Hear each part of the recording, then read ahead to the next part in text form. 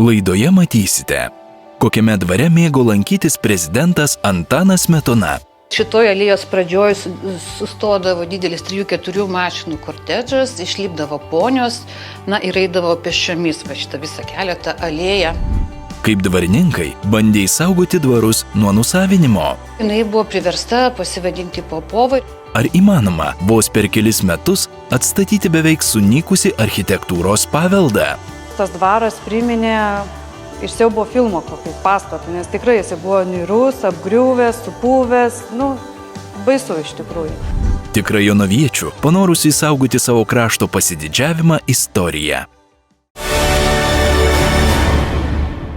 Sveiki, su jumis sveikinasi laida Lietuvos dvarai ir aš jos vedėja Eglė Kernagytė Dambrauskė. Šiandien noriu jūs pakviesti kartu keliauti į įvairiausiamis, įdomiausiamis istorijomis apipintą dvarą. Šis dvaras iki Sovietų Sąjungos okupacijos priklausė žinomam visuomenės veikėjui, lietuvybės nešėjui, vienam iš farmacijos Lietuvoje pradininkų Steponui Nasvyčiui.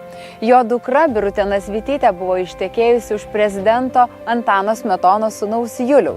Būtent dėl to šiame dvare nemažai laiko leisdavo pats prezidentas Antanas Smetona, taip pat rinkdavosi ir kiti politiniai ir visuomeniniai veikėjai. Kviečiu kartu su manimi keliauti į Europos centrą, nes visai šalia yra Šveicarija, Venecija, Londonas ir Paryžius. Taip, jūs turbūt atspėjate, aš esu Jonavos rajone, Barborlaukio dvare. Aukštaitijoje dvarų ypač gausu. Vien Jonavos rajone jų buvo priskaičiuojama virš 20. Deja, išliko tikrai ne visi. Tačiau Barborlaukio dvare širdis džiaugiasi nuo pat pirmųjų žingsnių.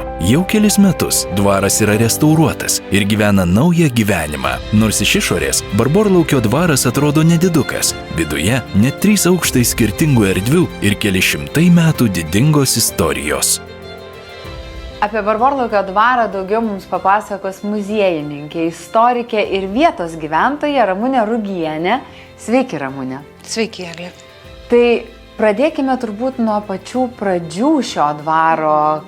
Koks gyvenimas čia virė, nuo ko čia viskas prasidėjo ir kasgi nutiko, kad šio dvaro sienos staiga tapo tikrai didelių istorijų liudininkėmis. Pats dvaras yra datuojamas 1800 metų, tai reiškia jo pradžia, statybos pradžia. Dvaro architektūra būdinga kitiems nedideliems XIX amžiaus Lietuvos dvarams. Stačiakampių išplanavimo, vieno aukšto su pastogė dvaras, statytas ant aukštų molio ir akmens riedulių pamatų. Fasadą puošia portikas su trikampiu frontonu bei dekoruotais medžio stulpais, apačioje skliautinis rūsys.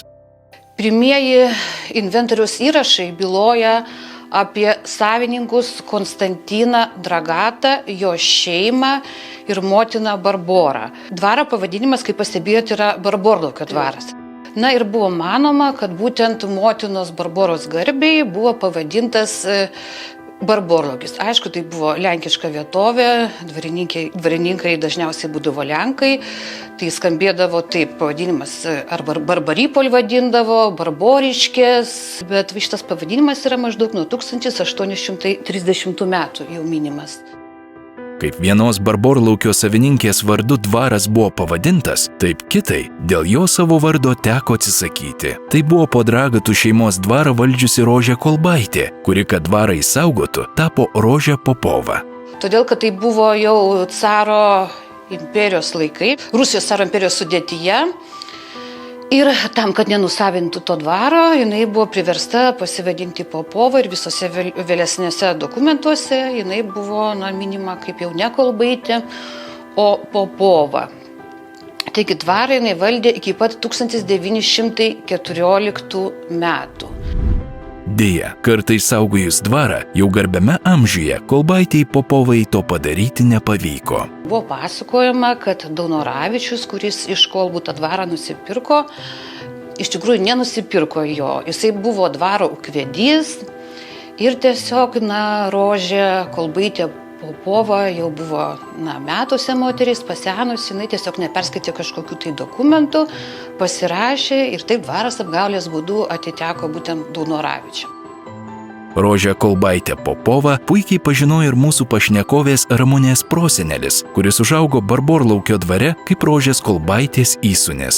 Savo buvusio vyro sūnų Rožė mylėjo kaip savo, išmokslino ir netgi padovanojo jam ypatingą dovaną. Tai jinai, mano prosenelį Leopoldą išmokslino, čia šventė savo vestuvės šitame dvare, ir kaip dovaną padovanojo dalį savo žemių, Rožė Popova Kolbaitė, ir tai kaip vestuvinę dovaną gavo 34 hektarus, ten, kur mūsų giminė prasideda visa, kur gyvena dabar jau 5. karta. Tai tokia ta mūsų istorija. 1931 metais Barborlaukio dvarą įsigijo žinomas visuomenės veikėjas, lietuvybės skleidėjas, vienas farmacijos Lietuvoje pradininkų Steponas Nasvytis.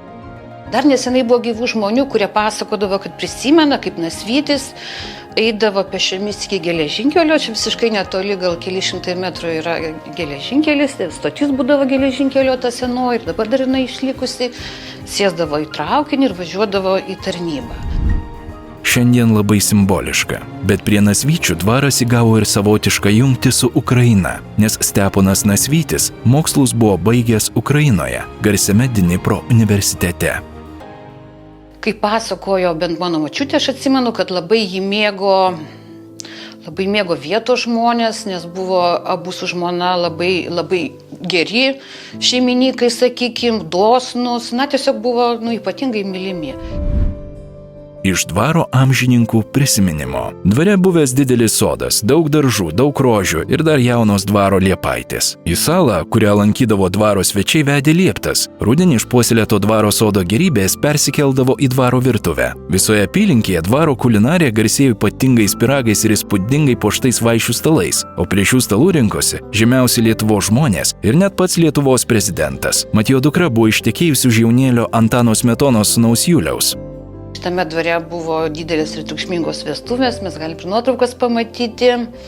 Ir nuo to laiko Antanas Smetona su visa svita labai mėgdavo atvykti į šitą dvarą.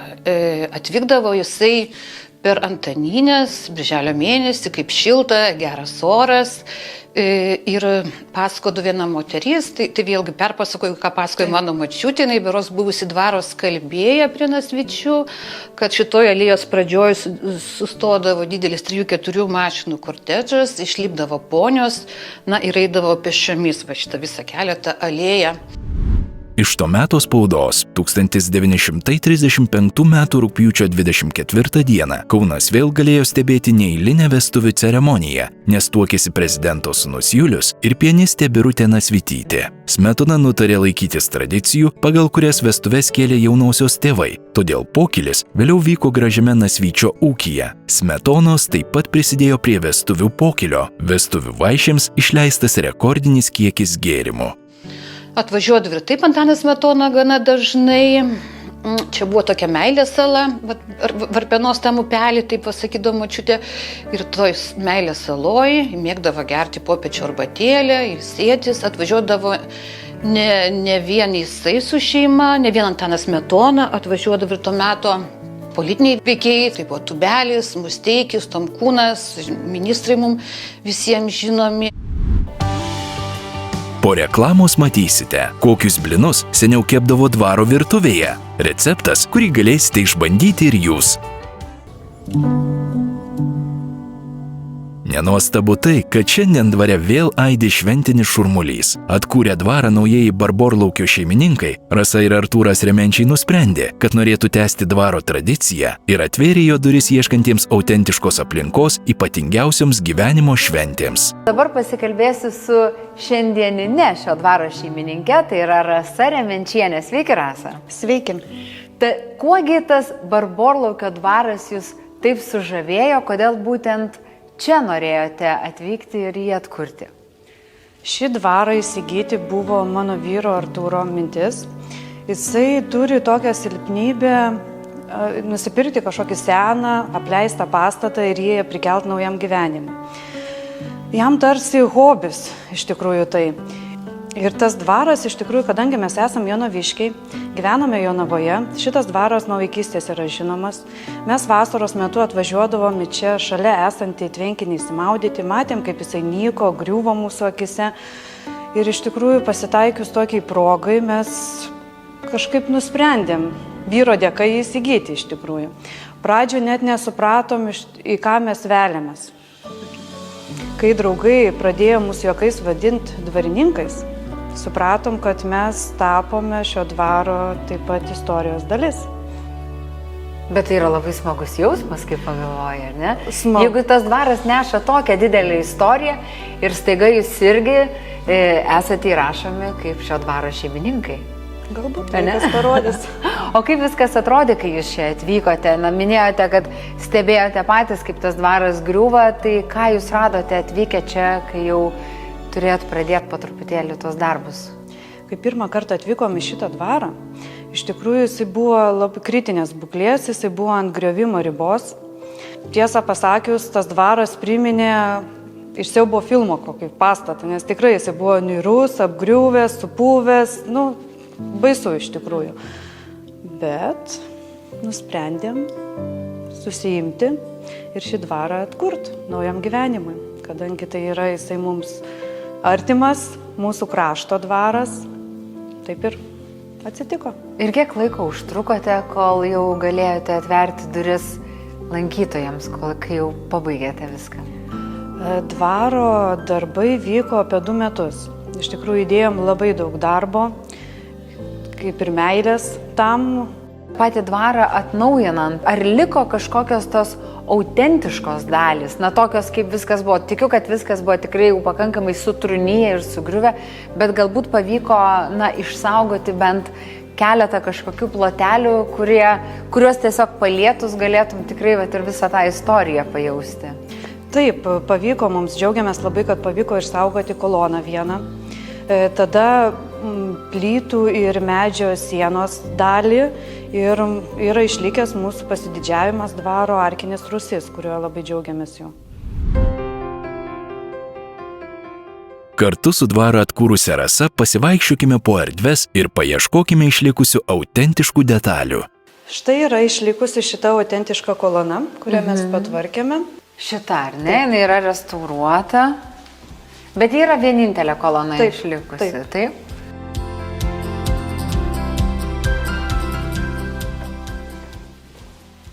Štai čia šitame kambaryje galime pamatyti, kaip ir minėjau, tą medinę sieną, kur rąstai buvo gražesni, mes juos stengiamės palikti, kad kažkiek būtų tos dvaro. Autentikos tos. Taip.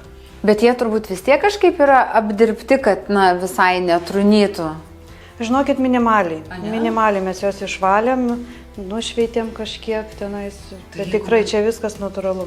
Jeigu bandyti spėti, tai kiek jiems metų? Daug. O dabar leidžiamės į dvaro rūsį, kur yra autentiškas skliautinis rūsys.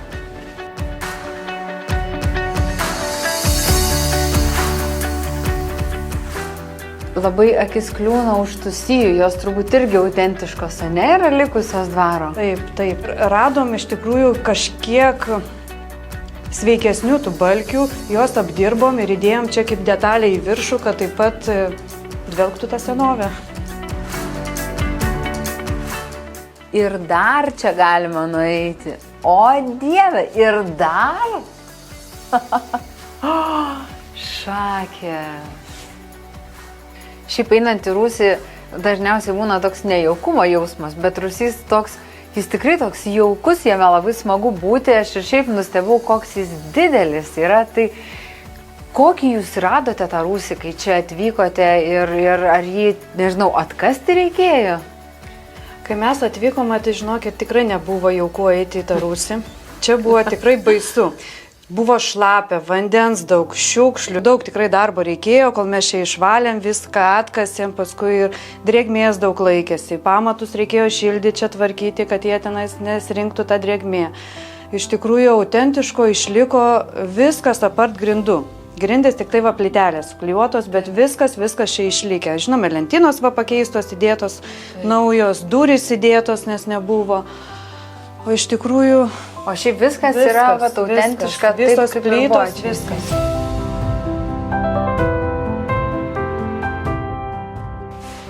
Tai kokio dydžio čia tas rūsys yra pas jūs, aš jau nebesuprantu. Tai ką jūs čia turite dabar, papasakokite. Matau, kad turit džakuzį. Aha. Taip, turime džakuzį, gana didoką, turime sauną rusišką, dušą, kubiliuką, garinę pirtį. Nu, tokią Poilsio zona tokia. Taip, poilsio zona. Atsigaut pašventės? Nu taip, nu fantastika. Tai jeigu dar neapsisprendėt, ar čia norit švęsti savo šventę, tai man atrodo, čia jau gali galutinis taškas būti jums. Iš Rūsio keliaukime aukštyn į atnaujintą dvaro palėpę. Dabar esame antrajame dvaro aukšte, kuris yra visiškai naujai atstatytas, būtent šiai dienai pritaikytas, nes kaip atrodė viskas čia tuo met, kai gyveno dar senieji šeimininkai, nelabai yra išlikę jokių nuotraukų, tai čia gali žmonės atvykę miegoti šiame aukšte ir ilsėtis. Tai kiek čia yra kambarių? Viso yra 10 kambarių ir 70 miegamų vietų. Nu, fantastika. Tai reikia, einam pasižiūrėsim, kaip atrodo. Autentiškų detalių dvare išliko nedaug, nes sovietmečiu jame veikė ir mokykla, ir bendrabutis, kurių reikmėms dvaro vidus buvo visiškai perplanuotas. Tačiau Rasa ir Artūras Remenčiai nuolatos stengiasi rasti akcentų, kurie dvaro lankytojams primintų jo istoriją. Matau, labai daug turite įvairiausių antikvarinių detalių. Veidrodžiai, lemputės, kabyklos drabužių. Tai iš kur jūs tuos baldus vežėte ir kaip jūs įrenginėjate šios namus? Na, galiu sakyti, ir namus. Įrenginėdami šį dvarą stengiamės ieškoti tokių senienų. Vis tiek tai yra dvaras, tai yra ne naujos statybos namas kažkoks. Tai stengiamės ir tų baldų tokių akcentų įdėti, kad būtų senesnyje, tokie dvelgtų tą senovę kažkiek, kad ne viskas būtų nauja. Bet jie buvo restauruojami? Taip, pirkom restauruotus, yra keletą baldų, kur net nerestauruoti, mes pamatėm, dar būklė yra gera, dar kaip tik tokio rūsyva, kur buvom rūsy, tai tenais yra tas komplektą, mes jo net nerestauravom, kadangi rūsys senas, norėjosi ir to baldo senų. Restauruojant šį dvarą buvo rasta įvairiausių artefaktų, įvairiausių dalykų. Pavyzdžiui, lygintuviukas, žibalinė lempa, vyriai, bet vienas tikrai labai stipriai patraukė mūsų akį, tai yra čirvinių blynų kepyklė, bet ne šiaip sau kepyklė. Tam, kad žinotum, kaip juos iškepti, tada negalėdavai pasigūglinti jokio recepto. Tai va, iš karto ant kepyklės yra ir receptas paruoštas norintiems skanių čirvinių blynų. 1 kilogramas miltų, 2,5 litro pieno, 6-8 kiaušiniai, 75 gramai sviesto ir 1 šaukštas mielių. Galite patys dabar pabandyti pagal tokį receptą išsikepti čirvinių blynų. Tai žinosite, kokius yra nuomet žmonės valgydavo. Tačiau Barborlaukio dvare galima pamaitinti ne tik kūną, bet ir sielą. Dvaro teritorijoje išlikęs nuostabus parkas su alėja, o šalia spindi buvusi upelį ir malūną menantis tvenkinys. Visai netoli dvarvietės yra vienas išlikęs ūkinis pastatas, kuris yra visiškai pilnai renovuotas. Tai dabar reikim ir pasižiūrėkim, kaip jis atrodo iš vidaus dabar. Jėzus, toks hobito nameliukas su hobito lovytėm. Tas kaip faina. Šiame namelyje pagal autentiškas pečių statybos tradicijas įrengtas ypatingas pečius. Mūrijamas jis buvo gana ilgai, vos 1 plytų juosta per dieną, kad plytos geriau sugultų. Ir nors prie dvaro šiandien ganosi alpakos, pirmasis čia apsigyvenęs gyvūnas buvo meškos. Šalia manęs yra graži meškų šeimyna. Būtent šios meškos buvo atkurtos pagal senasias dvaro nuotraukas. Tokios puošė ir anuomet Barborlaukio dvaro kiemą. Na, aš su jumis atsisveikinu iki kito savaitgalio, kuomet keliausime į dar vieną dvarą. Iki.